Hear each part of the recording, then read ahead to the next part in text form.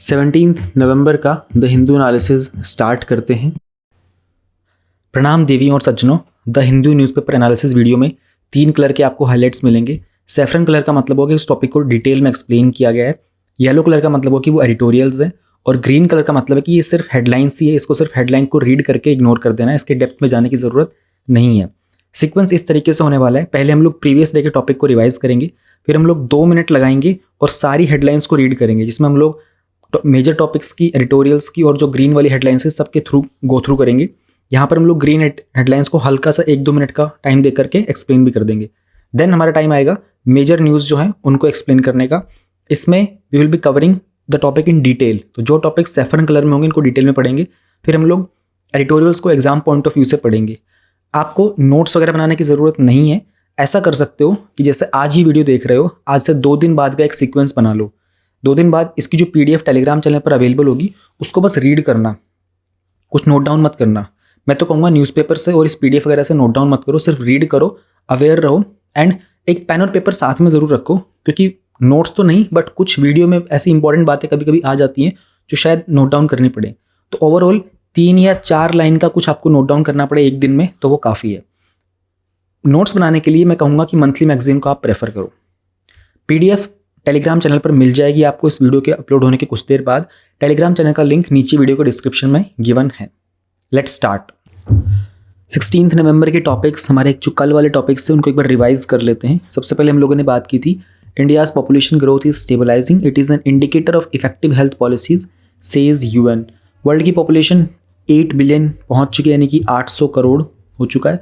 उसमें इंडिया की तरफ से जो कंट्रीब्यूशन था वो अभी तक का मैक्सिमम था, ऑलमोस्ट जो 100 करोड़ था, यानी कि जब हम लोग 700 करोड़ से 800 करोड़ जब हुए हैं तो इसमें जो 100 का गैप है, उस 100 में से 17 करोड़ इंडिया का कंट्रीब्यूशन था। UN का वर्ल्ड पॉपुलेशन प्रोस्पेक्ट्स के अकॉर्डिंगली वर्ल्ड की 17.5% की जो पॉपुलेशन है वो इंडिया की है।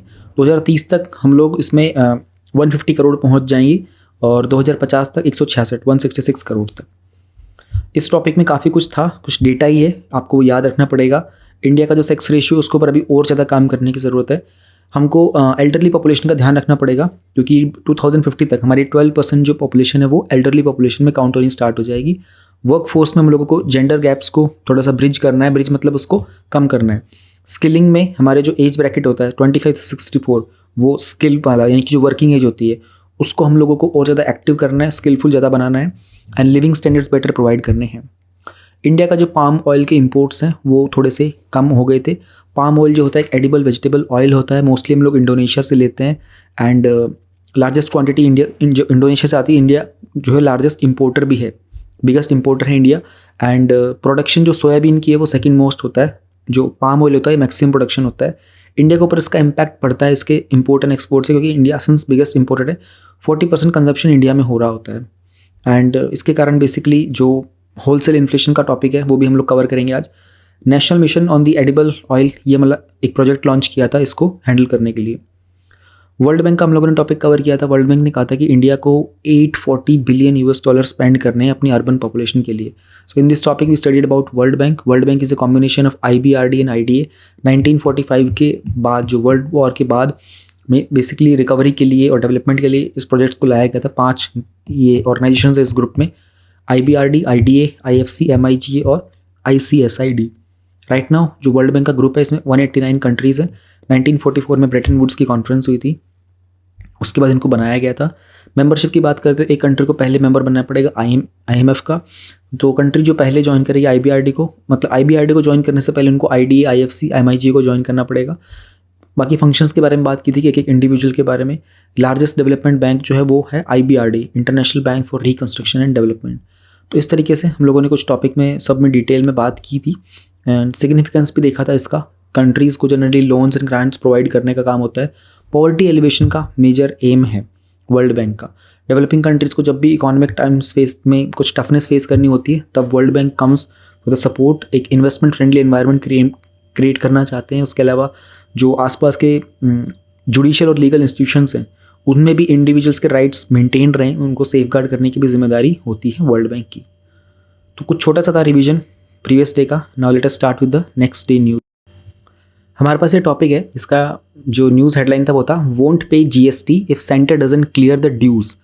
तो वेस्ट बंगाल की जो सीएम है ममता जी, उनका एक स्टेटमेंट आया था, इस टॉपिक में हमें समझना पड़ेगा टैक्स के बारे में। तो कुछ बेसिक चीज़ें टैक्स के बारे में समझ लेते हैं एंड देन जीएसटी के बारे में पढ़ेंगे।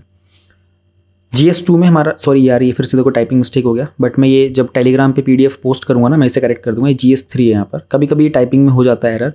GS3 का इंडियन इकोनॉमी टैक्सेशन सेक्शन में द टॉपिक इज देयर। उससे पहले ना हमको कुछ टैक्स के बारे में बेसिक चीज़ें पता होनी चाहिए। तो टैक्स इंसिडेंस क्या होता है? It is the one who actually page tax, यानी कि टैक्स का जो बर्डन होता है ना, वो टैक्स इंसिडेंस के द्वारा दिया जाता है। टैक्स इम्पैक्ट का मतलब होता है ये एंटिटी जिसके ऊपर टैक्स इम्पोज किया गया होता है। तो टैक्स जो पे कर रहा होता है वो टैक्स इंसिडेंस कहलाता है, और जिसके ऊपर टैक्स इम्पोज किया जाता है एंटिटी, उसको बोलते हैं टैक्स इम्पैक्ट। टैक्स शिफ्टिंग बोलते हैं कि जब incidence of a tax differ करता है from the impact of the tax, यानी कि टैक्स पे किसी ने किया, लगाया किसी के ऊपर गया था, इसको बोलते हैं टैक्स शिफ्टिंग। टैक्स बेस होता है वो वॉल्यूम गुड्स एंड सर्विसेज की जिसके ऊपर टैक्स इम्पोज किया जा रहा है। ये टेक्निकल टर्म्स हैं, इनके मीनिंग ईजी हैं, बट जब ये टर्म्स अपने आप में इस्तेमाल होते हैं ना, तब इनका मीनिंग समझ पाना मुश्किल होता है। तो you just need to remember them. फिर 3-4 तरह के टाइप के टैक्स होते हैं। एक होता है प्रोग्रेसिव टैक्स। प्रोग्रेसिव टैक्स का मतलब जैसे इनकम के ऊपर टैक्स ना, तो अगर आपकी इनकम इंक्रीज होगी तो आपका टैक्स इंक्रीज हो जाएगा, तो it is progressing with the rise in the income. Then there is regressive tax, आपका टैक्स डिक्रीज हो जाएगा as the amount subject to taxation increases. अब ये ऑपोजिट हो गया प्रोग्रेसिव का, इसलिए बोलते हैं ना किसी के प्रोग्रेसिव थॉट्स होते हैं, किसके रिग्रेसिव थॉट्स होते हैं। तो ये यूनिफॉर्मली अप्लाई होता है ताकि एक लार्जर परसेंटेज ऑफ इनकम जो है वो लो इनकम अर्नर से ली जा सके then from the high income earners. तो इसको रिग्रेसिव बोलते हैं। सेल्स टैक्स जैसे होता है ना, अब सेल्स टैक्स में जाहिर सी बात है ना कि छोटे छोटे लोग जो होंगे, छोटे छोटे लोग से मेरा मतलब है कि जो लो इनकम वाले लोग होते हैं, दे अर्न लेस, ऑलराइट, लेकिन उनका पॉपुलेशन बहुत ज़्यादा होता है, तो there is more amount of money coming from those people, but people who are earning good enough वो कम होते हैं अकाउंट में, एंड दे हैव टू पे। अगर उनका ओवरऑल काउंट करते हैं तो उनका जो पेमेंट होता है टैक्स का वो कम होता है। So it's in that way. Then this is proportional tax, यानी कि आपकी इनकम क्या है, regardless of the income same percentage का टैक्स लगाया जाएगा। अब आप महीने के 100 रुपये कमा रहे हो, चाहे आप महीने के 1 लाख रुपये कमा रहे हो, आपको उतना ही पैसा देना पड़ेगा टैक्स का, दोनों के लिए टैक्स पर सेम रहेगा। अब जो व्यक्ति 100 रुपये कमा रहा होगा, इसको अपने अकाउंट से अगर 10 रुपये देने पड़ेंगे तो इसके लिए बर्डन है, बट जो व्यक्ति 1 लाख रुपये कमा रहा होगा, इसको अपने अकाउंट से 10 रुपये देने पड़ेंगे, इसको प्रॉब्लम नहीं है। तो प्रोपोर्शनल में और प्रोग्रेसिव के मामले में ना, प्रोग्रेसिव इज़ बेटर, लेकिन क्या होता है ना, कंडीशन देखनी पड़ती है अलग अलग जगह पर। एक होता है रेट्रोस्पेक्टिव। रेट्रोस्पेक्टिव मतलब रेट्रो जो होता है ना, इसका मतलब होता है बैक, पुराना। तो ये जब कंट्री कोई रूल ऐसा पास करती है ना किसी प्रोडक्ट के ऊपर, आइटम या सर्विसेज के ऊपर, जिसमें कंपनी को चार्ज देना पड़ता है पिछली कुछ डेट से। मान लो अगर आज डेट है 17 नवंबर, आज गवर्नमेंट एक लॉ पास करती है और बोलती है कि ये रेट्रोस्पेक्टिव है, यानी कि जो जून 2020 का जो हमारा लॉकडाउन का टाइम था, ये तब से लागू होगा। तो इन कंपनीज ने तब तक जो भी कुछ अमाउंट पे किया होगा ना, उसके ऊपर भी टैक्स लगेगा। दीज आर सम, ये कभी कभी ना क्या होता है कि टैक्सेशन में कुछ एनॉमलीज आ जाती है ना पॉलिसीज़ में, उनको हैंडल करने के लिए इस तरह के रेट्रोस्पेक्टिव टैक्स की पॉलिसीज लाई जाती हैं। कुछ टैक्स होते हैं जो सेंट्रल गवर्नमेंट के द्वारा अप्लाई किए जाते हैं, कुछ होते हैं स्टेट के द्वारा। ये आपको वर्बली याद होने चाहिए। Central excise duty, then additional duties of excise duty under the medicinal and toilets preparation act, additional duties of custom, service tax, surcharge और सेसेस। सरचार्ज और सेस का मतलब ही तरीके से होता है टैक्स ऑन टैक्स। अब ये दोनों टॉपिक अपने आप में डिटेल में है कि कौन सा पैसा इकट्ठा होकर के कौन से अकाउंट में जाएगा, कंसोलिडेटेड फंड में कौन सा जाता है, कौन सा नहीं जाता, उस तरीके से दोनों अपने आप में डिटेल में टॉपिक्स हैं। स्टेट की तरफ से वैट लगेगा, सेल्स टैक्स बोलते हैं। सेंटर का सेल्स टैक्स भी होता है, वो स्टेट के द्वारा इंप्लीमेंट किया जाएगा। परचेज टैक्स होता है, एंटरटेनमेंट टैक्स है ना, और luxury tax, entry tax, tax on lottery, betting and gambling. ये टॉपिक अपने आप में पूरा एक डिटेल्ड टॉपिक है।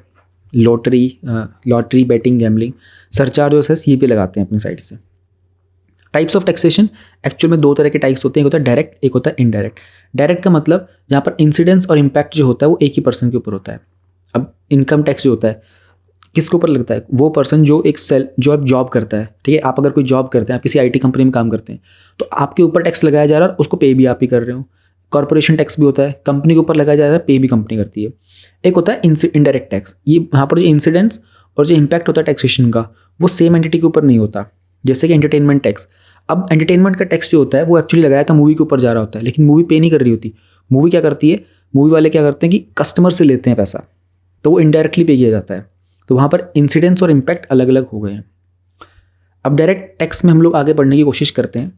एक नवंबर 2017 के अंदर अरविंद मोदी करके और बेसिकली जो CBDT के एक मेंबर थे, एक टास्क फोर्स वगैरह बनाई गई थी इनकम टैक्स का जो हमारा एक्ट है ना उसको रिव्यू करने के लिए, ताकि एक नया डायरेक्ट टैक्स लॉ लेके आया जा सके।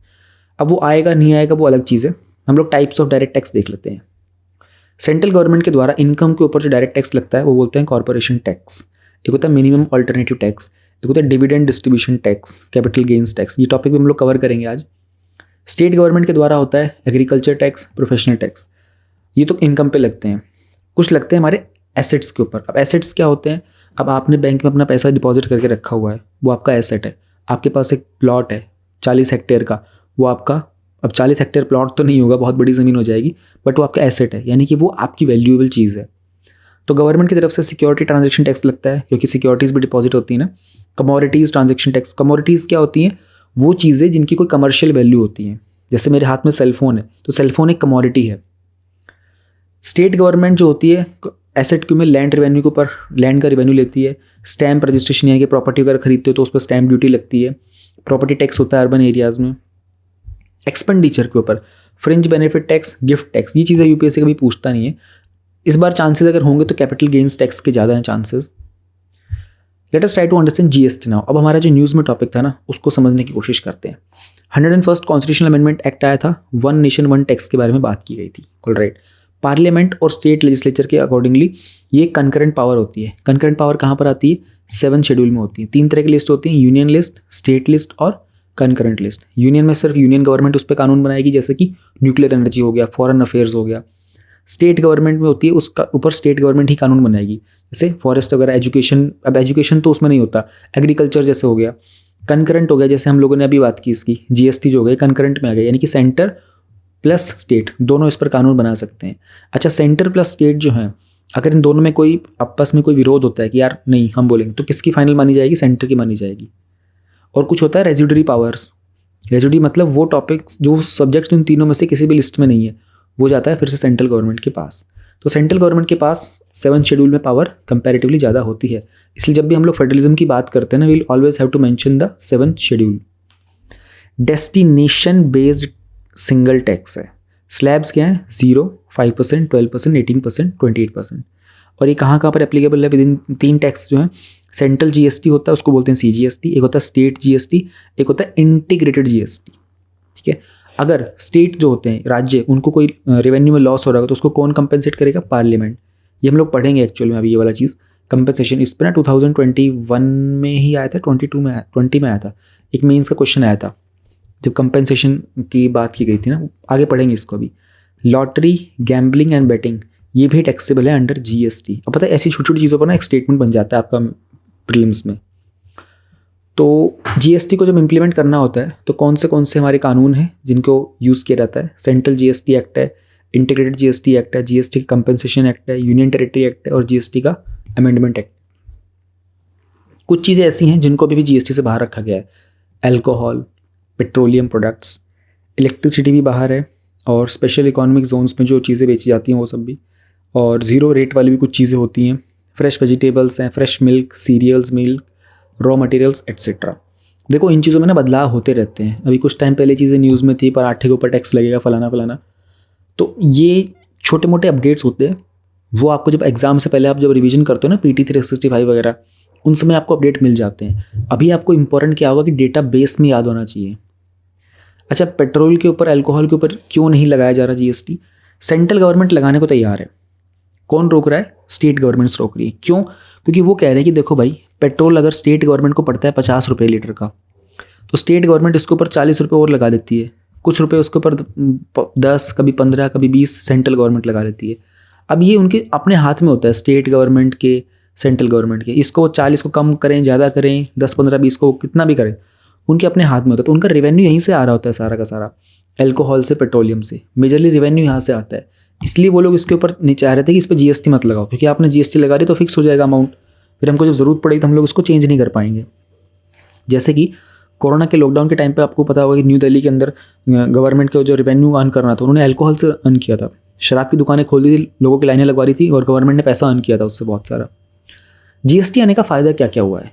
गवर्नमेंट को फ़ायदा होगा कि टैक्स की कंप्लायंस, मतलब कि लोगों की सहभागिता बढ़ गई है इसके अंदर। एक यूनिफाइड और कॉमन मार्केट हो गया है। जो टैक्स का इवेजन होता था पहले, लोग टैक्स से बचने की कोशिश करते थे, उसको बहुत हद तक हैंडल कर लिया गया है।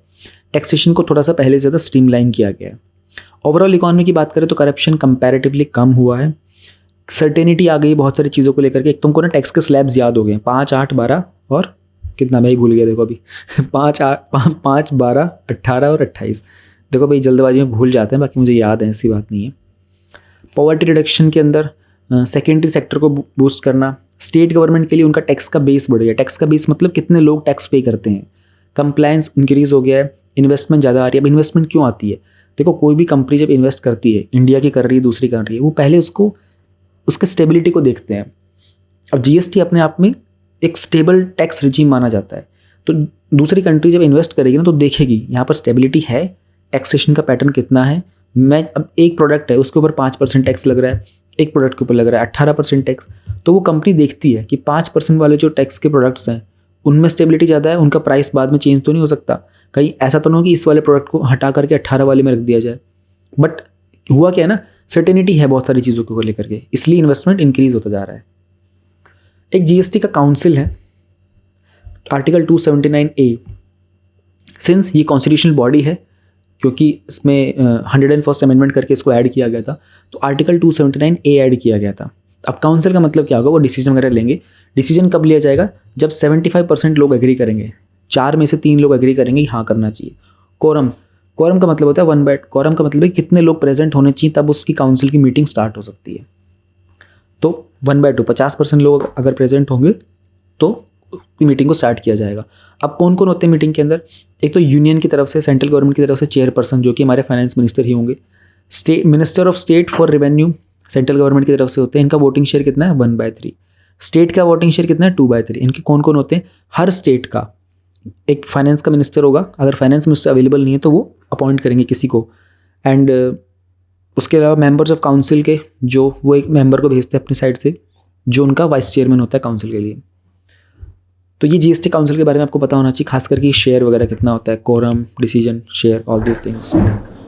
अब जीएसटी की कंपनसेशन स्कीम है, ये एक ऑप्शन है कुछ रजिस्टर्ड टैक्स पेयर्स को, यानी कि आप टैक्स के पे करने वाले हो, आपके लिए जीएसटी कंपनसेशन स्कीम लाई गई थी।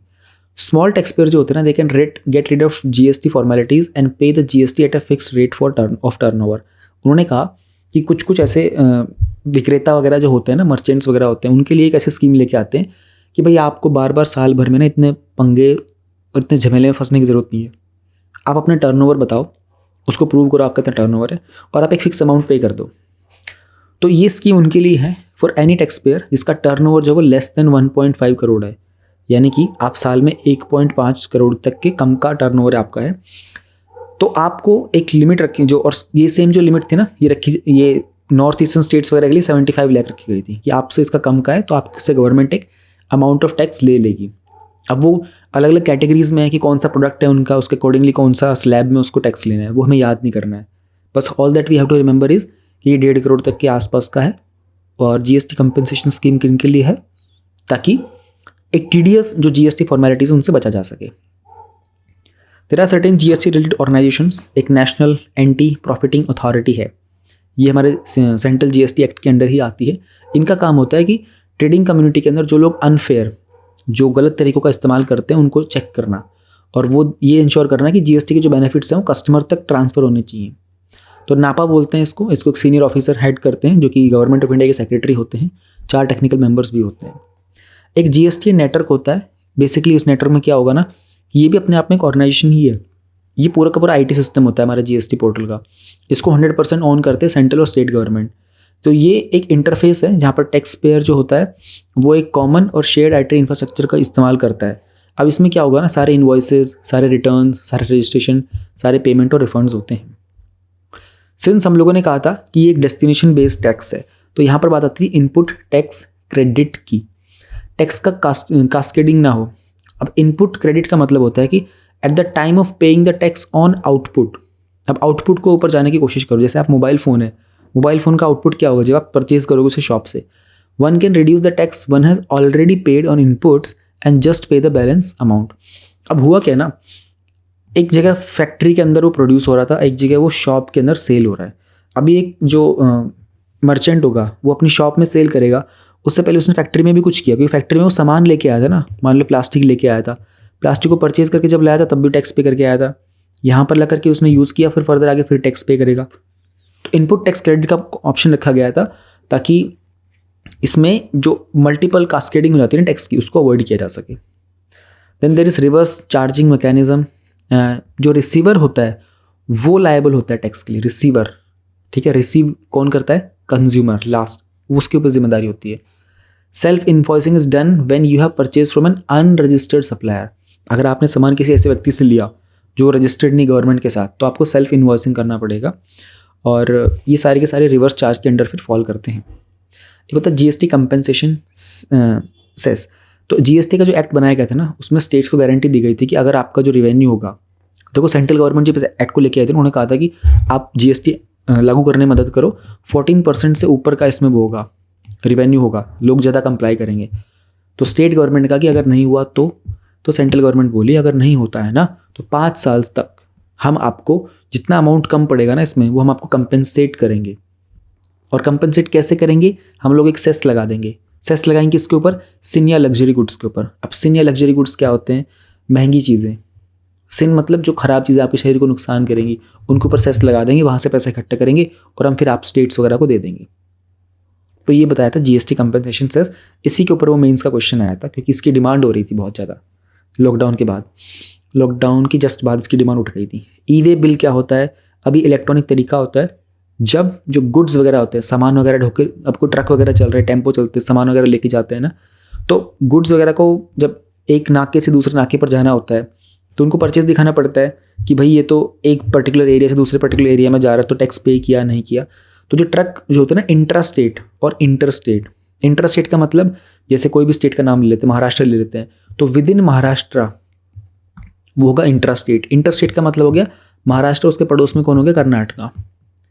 तो कोई भी ट्रक वगैरह चलता है, उनको जो भी मूवमेंट करनी होती है, तो अगर उसकी वैल्यू 50,000 से ऊपर जाती है और उसको जो 10 किलोमीटर के बियॉन्ड सेल करना होता है ना, तो उस टाइम पर ये उसको बिल वगैरह को प्रेजेंट करने का तरीका होता है ई वे बिल। तो दिस वाज अबाउट जीएसटी। हम लोगों ने काफ़ी डिटेल में कवर किया है पहले भी। अब 15 दिन से ऊपर हो चुके हैं, चैनल को 15 वीडियोज़ आ चुकी हैं। सब्सक्राइबर्स इंक्रीज़ नहीं हो रहे, मेरे को समझ नहीं आ रहा। मतलब हमारे वीडियोज़ पे व्यूज़ भी आ रहे हैं, बट 300 के आसपास ही सब्सक्राइबर्स हैं अभी। प्रमोशन भी सही है, कंटेंट भी, मेरे को फीडबैक तो मिल जाता है, टेलीग्राम पे ज़्यादा मिलता है, कमेंट में नहीं मिल रहा है इतना, बट ठीक है। आई थिंक स्टार्टिंग है ना, लेट्स होप कि पिछले वाला चैनल तो इससे भी कम चला था इतने दिनों में, और यहाँ तो काफ़ी कुछ अच्छा इंप्रूवमेंट है। बाकी ये है कि हाँ, 15 दिन हो चुके थे तो ये टॉपिक मैंने रिपीट किया इसलिए, and if there will be need तो उसको दोबारा भी रिपीट कर देंगे फ्यूचर में। एक ये टॉपिक है, tiger reserve buildings burn down. तो ये हुआ है एक्चुअली, जो नामदफा नेशनल पार्क है ना, ये यहाँ पर हुआ है।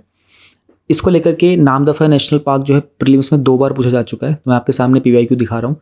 विच one of the following national parks has a climate that varies from tropical to sub tropical, temperate and arctic. 2015 में आया था, उससे 2 साल पहले आया था। Consider the following pairs, Nokrek Biosphere Reserve Garo Hills में, लोकतक लेक बराइल रेंज में, Namdapha National Park Dafla Hills में। Which of the above pairs is correctly matched? A 1 only, 2 and 3, 1 2 and 3 none.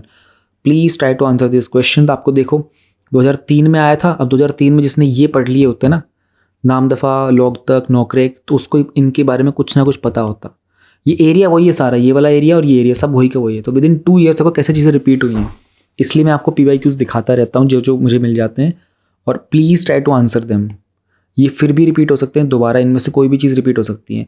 इसमें नेशनल पार्क के नाम हैं और इसमें हिल्स के नाम हैं, रेंजेस के नाम हैं।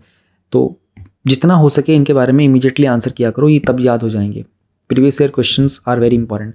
नामदफा के बारे में थोड़ा सा पढ़ लेते हैं।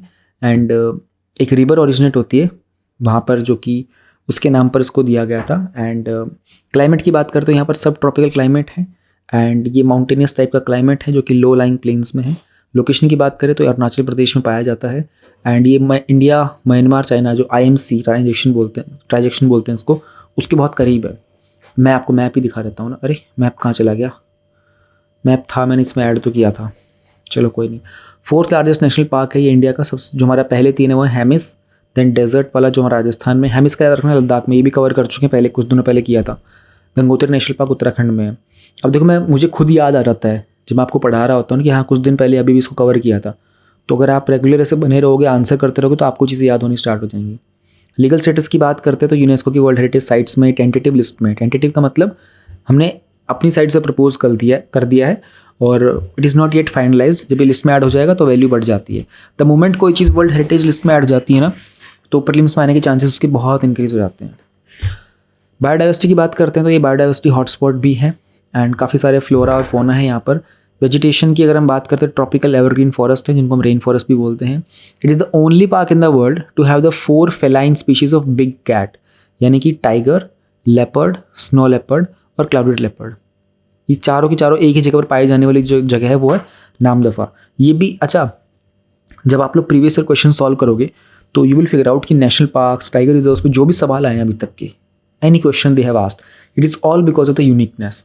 अब ये जो चीज़ है ना, which one of the following national park has a climate that varies from tropical to sub tropical, temperate and arctic. अभी यूनिक है इन चारों में से किसी एक के बारे में, इसलिए क्वेश्चन आया था। एक आया था क्रिटिकल टाइगर हैबिटेट को लेकर के, आई थिंक इट केम इन 2018 या 19 में। That was also very unique about that particular location. तो ट्रेंड क्या बन रहा था कि जो भी ऐसी लोकेशंस है ना, ये नेशनल पार्क, टाइगर रिजर्व, इनके बारे में पढ़ो और उनके बारे में जो यूनिक बात है ना उसको याद रखो। उस पर यूपीएससी क्वेश्चन पूछता था।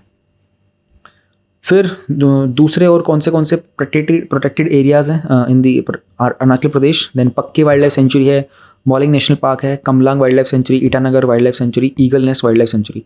ध्यान रहे वाइल्ड लाइफ सेंचुरीज जो है ना ये 500+ हैं, ऑलराइट, और जो नेशनल पार्क्स हैं ये कुछ 100+ हैं। तो नेशनल पार्क्स को याद करना is still easy, but to remember wild life sanctuaries it is not easy. इसलिए जो most popular wild life sanctuaries हैं जो कि 15-20 ही हैं, उनको ही याद रखा जाता है।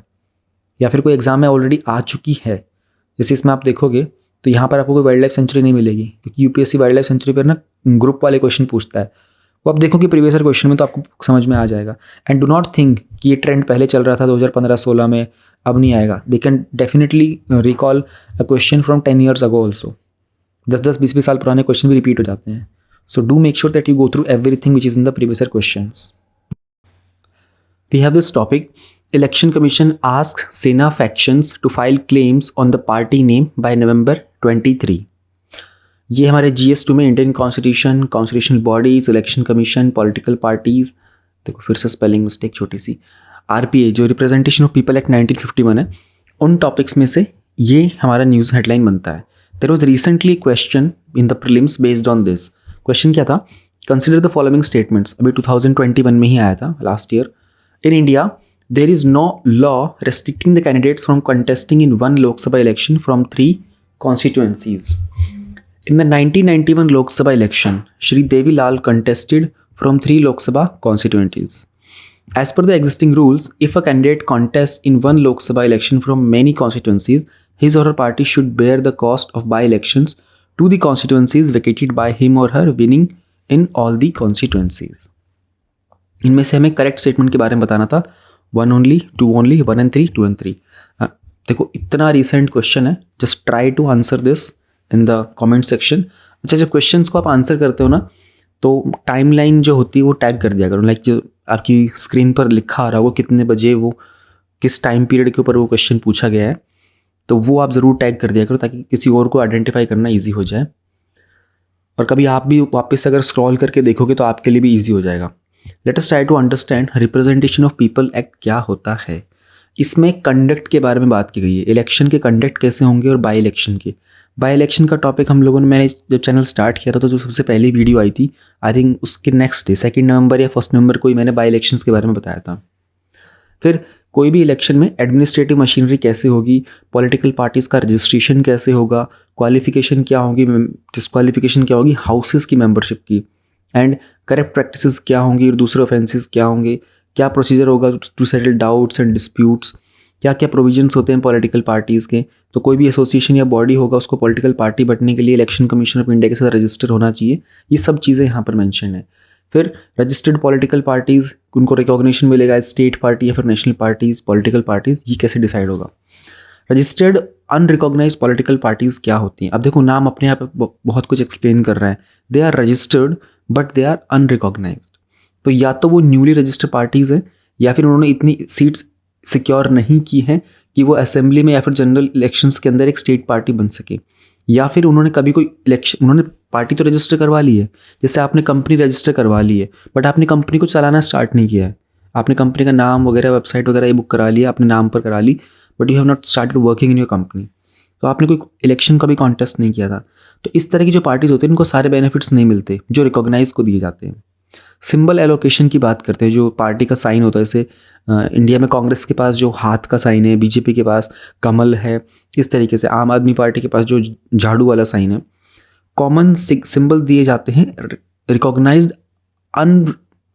रजिस्टर्ड अनरिकॉग्नाइज्ड पॉलिटिकल पार्टीज को under this act, symbols order 1968। एक प्रिविलेज मिलता है कॉमन सिंबल का, वो दिया रहता है रजिस्टर्ड अनरिकॉग्नाइज्ड पॉलिटिकल पार्टीज को, क्योंकि अगर उन्होंने, इनके पास एटलीस्ट 5% टोटल कैंडिडेट्स होने चाहिए उस पर्टिकुलर असेंबली इलेक्शन में। पॉसिबिलिटी होती है कि इस तरह की पार्टीज जो होती हैं they might occupy the available pre election political space, क्योंकि ये बेनिफिट ले सकते हैं, इसलिए इस चीज़ को रूल आउट भी नहीं कर सकते। फिर कहीं ना कहीं दूसरी पॉलिटिकल पार्टीज को क्राउडेड करने की कोशिश करते हैं। अब जो पार्टी रजिस्टर्ड है तो वो रिकॉग्नाइज कैसे हो जाएगी? कोई भी रिकॉग्नाइज पार्टी, या तो नेशनल पार्टी या स्टेट पार्टी हो, अगर वो फॉलोइंग कंडीशंस को मीट करती है तो एक रिकॉग्नाइज पार्टी बनने के लिए पॉलिटिकल पार्टी को या तो स्टेट लेवल पे या नेशनल लेवल के ऊपर कुछ सर्टेन नंबर के मिनिमम वैलिड वोट्स अचीव करने होते हैं। तो या तो वो असेंबली में या फिर लोकसभा में। जो रिकॉग्निशन होता है वो कमीशन के द्वारा ग्रांट किया जाता है पार्टीज़ को, उनको कुछ प्रिविलेजेस मिलते हैं, इनकी उनको अपना पार्टी का एक सिंबल मिल जाएगा और उनको टाइम मिल जाता है पॉलिटिकल ब्रॉडकास्ट करने के लिए स्टेट के टेलीविजन के ऊपर, रेडियो टेलीविजन के ऊपर, इलेक्टोरल रोल्स में उनको एक्सेस मिल जाता है। कुछ कंडीशंस होती हैं कि पॉलिटिकल पार्टी को रिकॉग्नाइज कैसे किया जाएगा। तो नेशनल लेवल के ऊपर पॉलिटिकल पार्टी को कैसे रिकॉग्नाइज किया जाएगा? एक पार्टी को रिकॉग्नाइज करेंगे नेशनल पार्टी अगर वो फॉलोइंग कंडीशंस फुलफिल करती है। तो ये कंडीशंस आपको याद करनी है। There can be a question based on this. अगर वो सिक्योर करते हैं 6% वैलिड वोट, है ना, किसी भी 4 या फिर 4 से ज़्यादा स्टेट्स में जनरल इलेक्शंस में या फिर लेजिस्लेटिव असेंबली इलेक्शंस में, या फिर वो जीत जाते हैं 4 सीटें, तो सेकंड कंडीशन क्या है? अगर या तो ये वाली कंडीशन पूरी हो या ये वाली कंडीशन पूरी हो कि उनको 2% सीट मिल जाए लोकसभा के अंदर किसी जनरल इलेक्शन में, और ये जो कैंडिडेट्स होते हैं ना ये 3 स्टेट से सेलेक्ट हो सकते हो। तो 2 सिचुएशन ये है। तीसरी सिचुएशन है कि वो एक रिकॉग्नाइज पार्टी होनी चाहिए 4 स्टेट्स में। अगर ये कंडीशन, इन तीनों में से कोई भी एक कंडीशन फुलफिल हो जाती है ना, तो उसको हम नेशनल पार्टी डिक्लेयर कर सकते हैं। स्टेट पार्टी की रिकॉग्निशन के लिए क्या कंडीशंस होती हैं?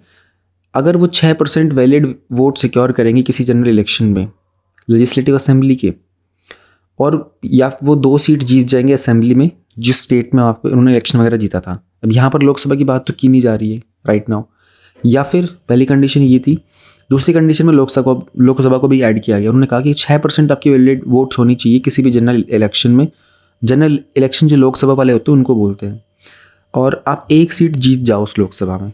देखो ये फैक्चुअल इन्फॉर्मेशंस हैं, ये दोनों में आपको डिफरेंस याद करने होंगे। अगर वो जीत जाते हैं 3% सीट लेजिस्लेटिव असेंबली में किसी जनरल इलेक्शन की, ठीक है, या फिर असेंबली के, और 3 सीट मिल जाती है उनको असेंबली के अंदर, ये भी एक कंडीशन है। या फिर वो कह रहे हैं कि 1 सीट जीत जाओ लोकसभा के अंदर हर 25 सीटों के ऊपर, ये भी एक कंडीशन है। या फिर आपको 8% टोटल वैलिड वोट्स जो आपने किए थे जनरल इलेक्शन के वो मिल जाए, और ये कंडीशन 2011 में ऐड हुई थी। So these are the condition, जिसमें ना एक्सप्लेन करने जैसा कुछ भी नहीं है, सामने सब कुछ फैक्चुअल लिखा हुआ है, ये याद करने वाली चीज़ है। Definitely there can be a question based on this. Recently हमारा जो 10th शेड्यूल था ना, उसके ऊपर बेस्ड एक क्वेश्चन आया था, उसमें क्या कंडीशन होती है डिस्क्वालिफिकेशन की, कंडीशंस पर क्वेश्चन पूछ लिए गए थे। सो ये जो टॉपिक है इसमें पॉलिटिकल पार्टीज़ का रिकॉग्निशन होगा नहीं होगा, अभी ये टॉपिक न्यूज़ में चल रहा है, महाराष्ट्र की जो शिवसेना है उसको लेकर के। तो इसीलिए you need to remember all this factual informations. What powers does the symbol order provide to Election Commission of India? अब हम लोगों ने ये तो देख लिया था कि किसी भी पॉलिटिकल पार्टीज़ को जो सिंबल, जो उनको निशान मिलता है, वो मिलता है थ्रू दिस सिंबल्स ऑर्डर 1968। तो इलेक्शन कमीशन डिसाइड करेगा कोई भी अगर डिस्प्यूट होता है ना राइवल ग्रुप्स में। हमारा टॉप जो न्यूज़ की हेडलाइन थी वो यही थी ना, it was about Election Commission ask Sena factions to file the claims on the party name by. Actually हो क्या रहा है कि हम सबको पता है कि महाराष्ट्र के अंदर जो एक नई गवर्नमेंट बन के आई है, अब वो शिवसेना जो थी वो पहले वाली शिवसेना है वो रहेगी या फिर जो नई वाली शिवसेना है वो रहेगी। तो पुराने वाली शिवसेना में जो उद्धव ठाकरे जी थे, ही सेड कि हम लोग पार्टी का नाम और पार्टी का सिंबल फ्रीज कराना चाहेंगे। इस तरीके से कुछ डिस्प्यूट्स चल रहे हैं। तो इलेक्शन कमीशन को डिसाइड करना होगा। Election Commission is the only authority to decide the issues और dispute of a merger under the order. Supreme Court uphold its validity. Supreme Court ने ही ये बात कही थी कि इलेक्शन कमीशन ही फाइनल अथॉरिटी होगा ये सब डिसाइड करने के लिए। अब ये चीज़ होती है रिकॉग्नाइज नेशनल पार्टीज़ के लिए और स्टेट पार्टीज़ के लिए। जब कभी स्प्लिट हो जाता है ना, यानी कि पार्टी डिवाइड हो जाती है, जैसे अभी हुआ, रजिस्टर्ड में हो चाहे फिर वो चाहे अनरिकॉग्नाइज्ड होती है, तो इलेक्शन कमीशन यूजुअली एडवाइस कर देगा उनको, सॉरी सलाह दे देगा, क्योंकि वो रजिस्टर्ड थी लेकिन वो अनरिकॉग्नाइज पार्टीज़ है। तो इलेक्शन कमीशन खुद सोचेगा कि भाई इलेक्शन इस तरह की पार्टीज़ के लिए हम लोग कितना समय दे देंगे, ये रिकॉग्नाइज तो है ही नहीं, इन्होंने वैलिड वोट्स तो सिक्योर किए नहीं है, but there are recognised and registered definitely parties, तो उनके ऊपर समय देना ज़्यादा ज़रूरी होता है। तो जो भी डिस्प्यूट्स होंगे वो सब डिसाइड किए जाएंगे इलेक्शन कमीशन के द्वारा। उसमें एक क्लियर मेजॉरिटी होनी चाहिए। 1968 से पहले इलेक्शन कमीशन नोटिफिकेशन और एग्जीक्यूटिव देता था अंडर इलेक्शन रूल्स। जो स्प्लिंटर ग्रुप होगा पार्टी का, other than the group that got the party symbol, उनको रजिस्टर करना पड़ेगा खुद को एक सेपरेट पार्टी की तरह। फिर वो नेशनल पार्टी या स्टेट पार्टी के लिए कोई क्लेम भी रन कर सकते हैं बेस्ड ऑन उनकी क्या परफॉर्मेंस रही थी। छोटी इन्फॉर्मेशंस हैं, यहाँ से प्रीलिम्स का क्वेश्चन आपका बन जाता है। एवरी ईयर मेंस में कोई ना कोई एक ना एक क्वेश्चन तो आता है इलेक्शन से कनेक्टेड, इसके आसपास से।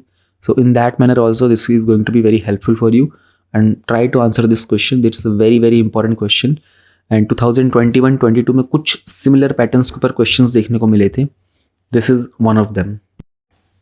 Another very interesting topic that we have is Rahul among the Congress star campaigners for the Gujarat election. GS2 का इलेक्शन कमीशन पॉलिटिकल पार्टीज में स्टार कैंपेनर्स वाला हमारा जो टॉपिक है उसमें हम लोग बात करेंगे स्टार कैंपेनर्स क्या होते हैं। देखो अभी इलेक्शन की बात चल रही है राइट नाउ गुजरात में, तो कैंपेनर जो होगा ना वो स्टार कैंपेनर का कैंपेन तो किया जाता है किसी चीज़ को प्रमोट करने के लिए, किसी चीज़ का प्रचार करने के लिए। तो कोई भी सेलिब्रिटी वोट सीकर हो सकता है।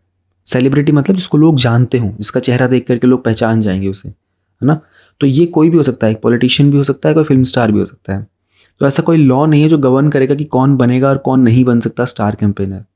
इनको कंसर्न पॉलिटिकल पार्टी खुद नॉमिनेट करेगी। इलेक्शन कमीशन क्या करेगा, कुछ गाइडलाइंस दे देगा under the model code of conduct. Number of star campaigner कितने हो सकते हैं, कोई भी रिकॉग्नाइज नेशनल या फिर जो स्टेट पार्टी होती है ना, जिसको इलेक्शन कमीशन ने डिक्लेयर कर दिया कि भाई ये रिकॉग्नाइज या फिर स्टेट पार्टी है, वो मैक्सिमम 40 स्टार कैंपेनर्स डिक्लेयर कर सकते हैं।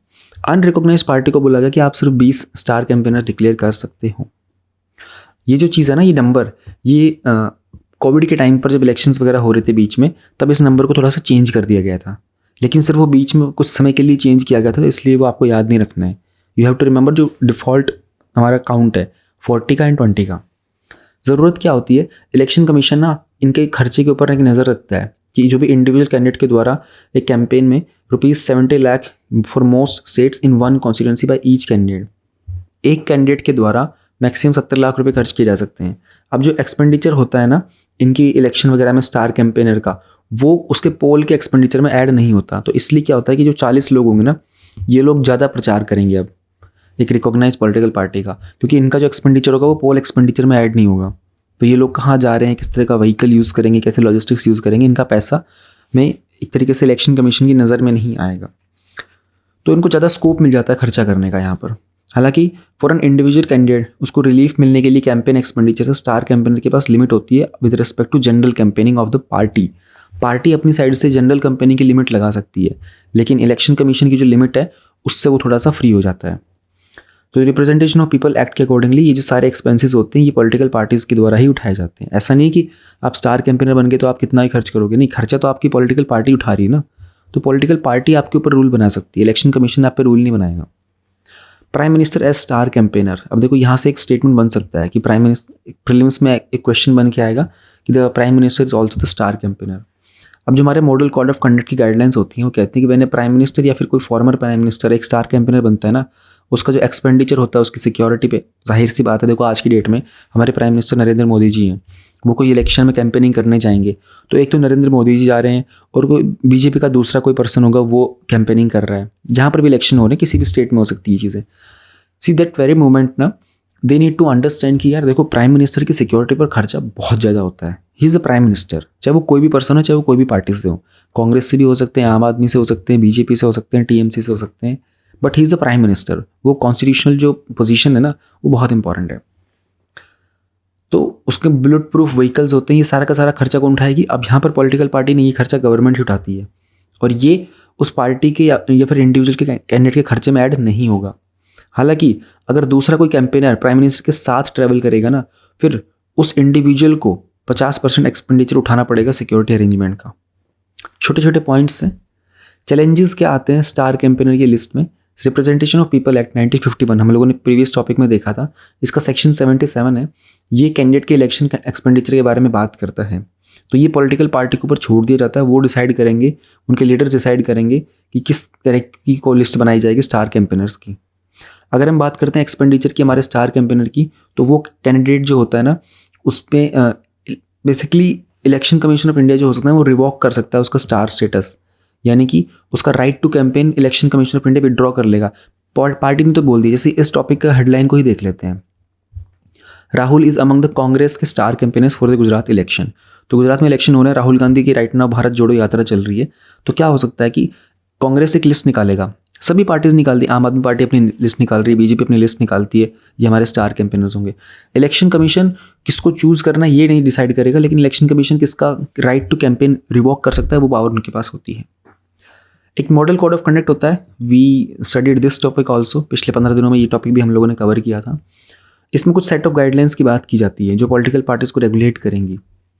ये इलेक्शन कमीशन को मदद करता है कि आर्टिकल 324 जहाँ पर बात की गई है free and fair election conduct करने, उसको अपहेल्ड करने में मदद करता है।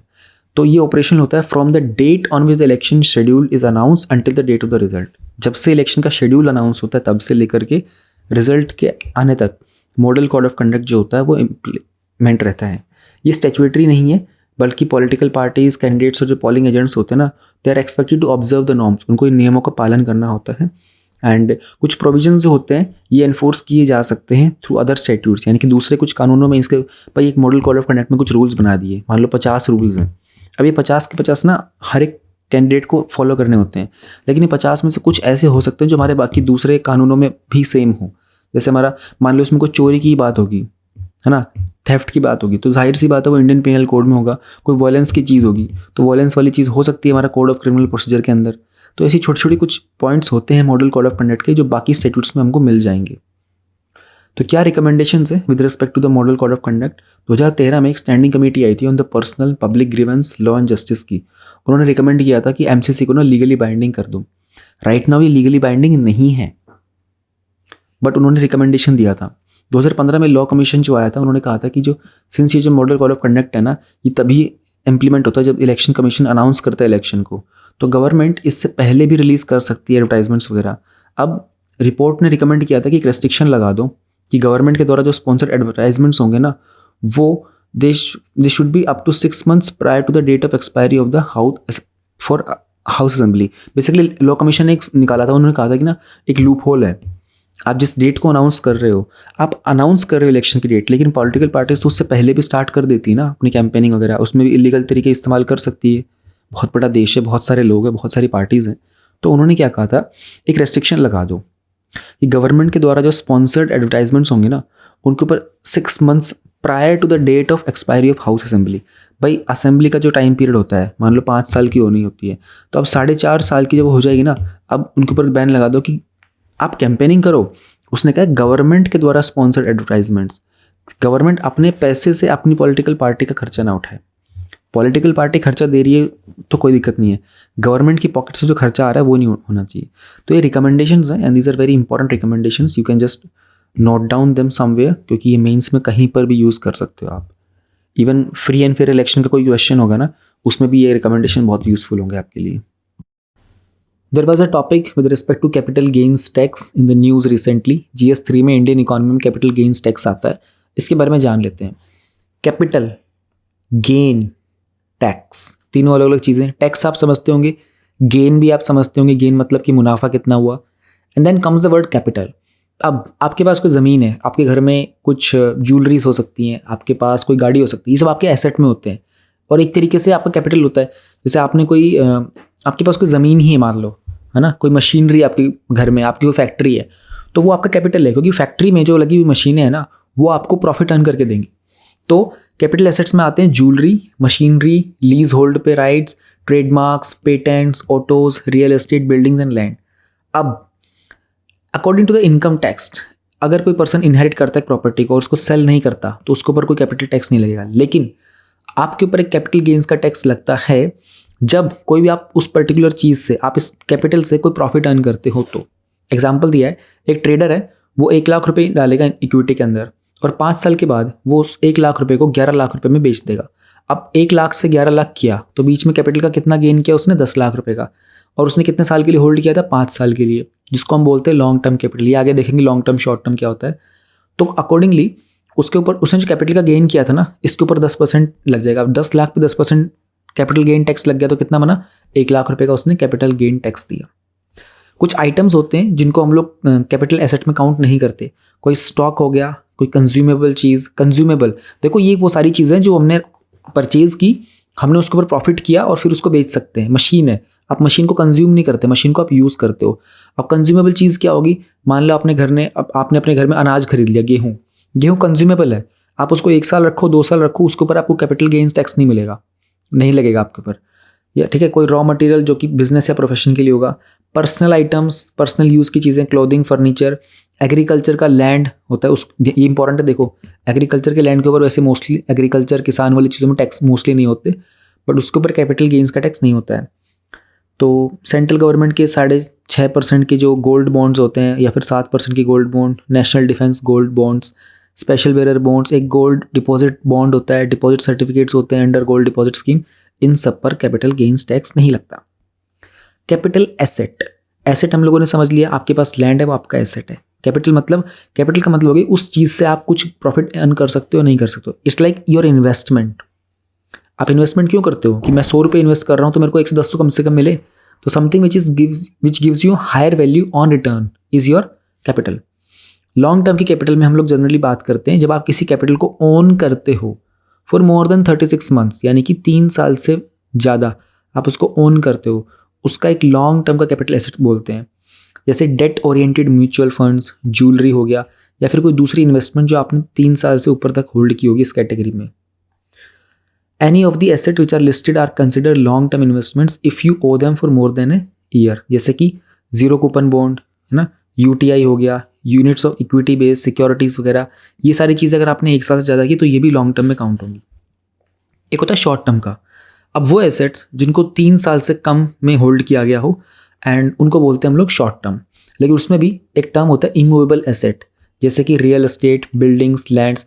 इनका जो कैटेगरी थी ना उसको 36 से रिड्यूस करके 24 कर दिया गया था। यानी कि ये कुछ चीज़ें ऐसी हैं जिनका 24 से अगर कम होगा तो उसको शॉर्ट टर्म एसेट में बोलेंगे। फिर एज ए रिजल्ट अगर इंडिविजुअल डिसाइड करता है कि वो ज़मीन को बेचना चाहता है, हाउस को, है ना, जिसको वो 24 महीनों के लिए होल्ड कर रहा था, तो जो प्रॉफिट उसके ऊपर होगा वो जाएगा फिर लॉन्ग टर्म के अंदर। अगर आपने 24 महीने के बाद बेचा तो लॉन्ग टर्म के उस पर टैक्स लगेगा, और 24 महीने से कम में बेचा तो शॉर्ट टर्म का। अब शॉर्ट टर्म में जाहिर सी बात है कम टैक्स लगता होगा, लॉन्ग टर्म में तो उन्होंने बोला 10% लगता है।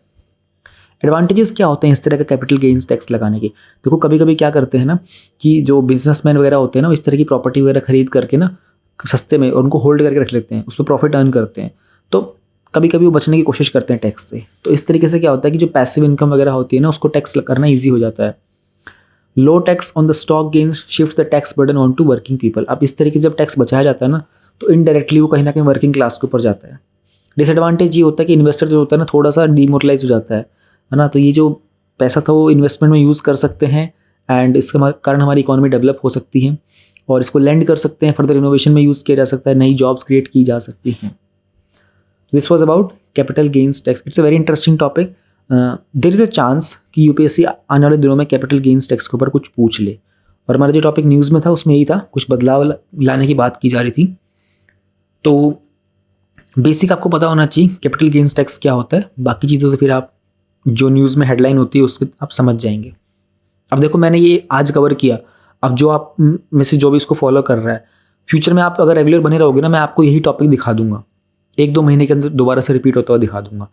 मैंने अब तक जो भी पूरे वीडियो में टॉपिक्स कवर किए, मान लो अगर मैंने कितने 16 डेज 17 डेज हो गए ना, तो 5 के हिसाब से लगा लो, चलो 100 लगा लेते हैं। मान लो 100 अगर टॉपिक्स कवर किए ना, 60 के आसपास टॉपिक्स ऐसे जो रिपीट हुए हैं।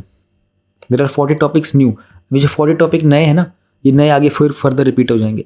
तो जितना आप रेगुलर बने रहोगे ना, आप देखो कि रेपिटेशन बहुत ज़्यादा होगा, और उससे आपका बेसिस जो होता है ना, जो कॉन्सेप्ट होता है कि हाँ अब कैपिटल गेन्स टैक्स डिटेल में पता कर लिया ना, अब कोई भी हेडलाइन आएगी ना कैपिटल गेन्स टैक्स की, तो आपको याद आएगा, अच्छा ठीक है प्रॉपर्टी खरीद के रख लो, और 36 महीने तक रखोगे तो लॉन्ग टर्म होता है, 36 महीने से कम में कुछ शॉर्ट टर्म करके होता है, ये होता है कैपिटल गेन्स टैक्स। इसी को बोलते हैं बेसिक्स क्लियर हैं इसके।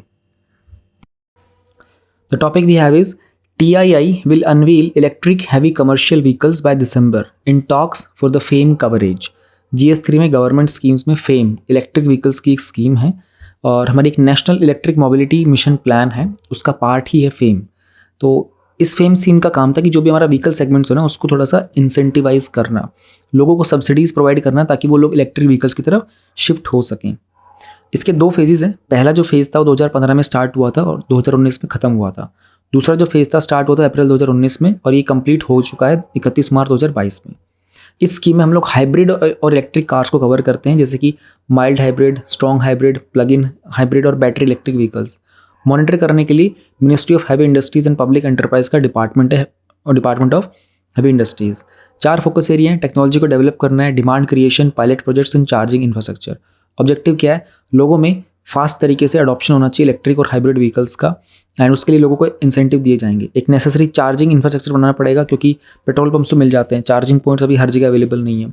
एनवायरमेंट पॉल्यूशन को हैंडल करना है, जो कि जाहिर सी बात है इलेक्ट्रिकल व्हीकल से किया जा सकता है। फेज़ 2 के सेलिएंट फीचर्स क्या थे, अब इसमें जाने की ज़रूरत नहीं है इन डिटेल। ये इतने बसेज, इतने व्हीलर्स, 3 व्हीलर, 4 व्हीलर, इतना डीप UPSC नहीं जाएगा कभी भी। It wants you to know कि फेम स्कीम क्या है।